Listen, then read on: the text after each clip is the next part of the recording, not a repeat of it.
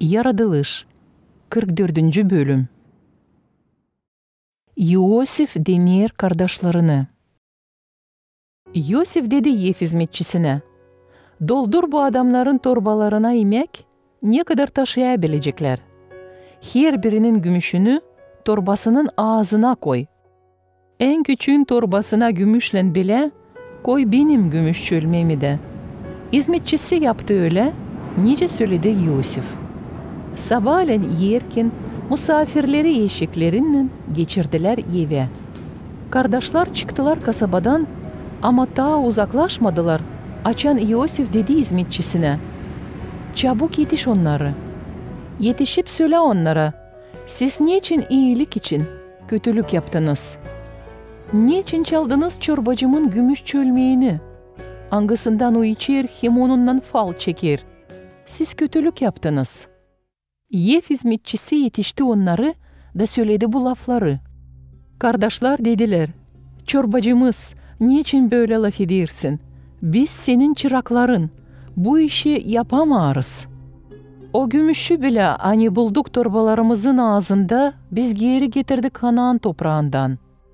Var mı nasıl senin çorbacının evinden çalalım gümüş ya da altın?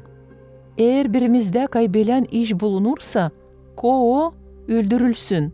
Biz de hepsimiz çorbacımıza çırak olalım." "İsla, olsun öyle nice deyirsiniz," dedi hizmetçi. "Ama kimde bulunursa çırak olacak. Kalanınız da kabahatsiz sayılacak." Kardeşler o saat indirdiler torbalarını da çözdüler onları. Ev hizmetçisi aradı sırasınca. Büyüğünden ta küçüğüne kadar çölmek bulundu Venyamin'in torbasında. Kardeşler kahırdan yırttılar sırtında rubalarını. Sonra yüklettiler torbalarını eşeklerine da döndüler geri kasabaya. Açan Yuda hem kardeşleri geldiler Yosif'in evine, o da oradaydı.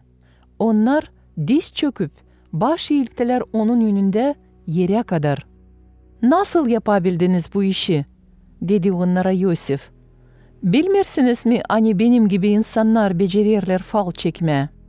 "Ne diyelim, ne söyleyelim çorbacım?" cevapladı Yuda. "Doğruluğumuzu nasıl gösterelim? Allah yüze çıkardı bizim günahımızı. Artık hepsimiz çorbacımızın çıraklarıyız. Hem biz hem o hangısında bulundu çölmek." "Yok," dedi Yosif, "böyle yapmayacağım. Kimde bulundu çölmek, ancak o olacak benim çırağım. Siz de sağ selam dönün babanızın yanına." O zaman Yuda yaklaşıp Yosif'e dedi, "Yalvarırım çorbacım, izin versene söyleyeyim sana bir laf. Öfkelenme çırağına, çünkü sen faraon gibisin. Çorbacım, sen sorduydun bize, senin çıraklarına. Var mı babamız hem başka kardeşlerimiz? Biz de sana dediydik. Hani babamız sağ ama artık ihtiyar. Hem hani var bir küçük kardeşimiz, hangisi doğdu babamızın ihtiyarlığında. O uşan kardeşi öldü. Kendisi anasının tek bir oğlu kaldı. Babamız onu pek sever. Sen de dediydin bize senin çıraklarına, getirelim sana küçük kardeşimizi. Hani kendi gözünden onu göresin. Biz de dediydik, hani o yok nasıl ayrılsın babasından. Yer ayrılırsa babası ölür. Ama sen dediydin bize senin çıraklarına, hani kardeşimizi getirmezsek senin yüzünü görmeyeceğiz.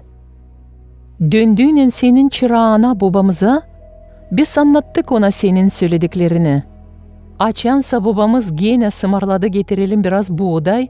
Biz dedik, küçük kardeşimiz bizimle gelirse ancak o zaman gideriz.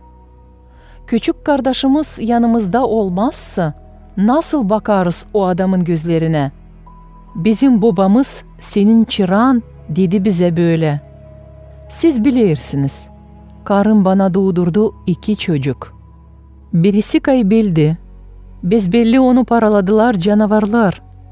O zamandan beri ben onu görmedim. Şimdi siz ikincisini de alırsınız. Ama yolda onun başına bir bela gelirse, bu kahırla siz benim beyaz başımı öbür dünyaya götürürsünüz. Şimdi var mı nasıl ben döneyim babama, senin çırağına, bizimle olmarsa onun sevgili çocuğu. Çünkü bu çocuk tutar onu dünyada. Babamız görerse, hani o yok, ölür. Da bizim beterimize onun beyaz başı kahırdan öbür dünyaya gider. Ben senin çırağın, cevapçı oldum babama. Hani kardeşim dönecek. Eğer onu getirmezsem geri, ömrüm bitince kabahatlı olurum babamın yönünde. Bu üzere ben onun yerine senin çırağın olayım. O da kardeşlerinle dönsün eve. Onsuz ben nasıl döneyim babamın yanına? Ben dayanamam görme nasıl babamın başına gelecek bela.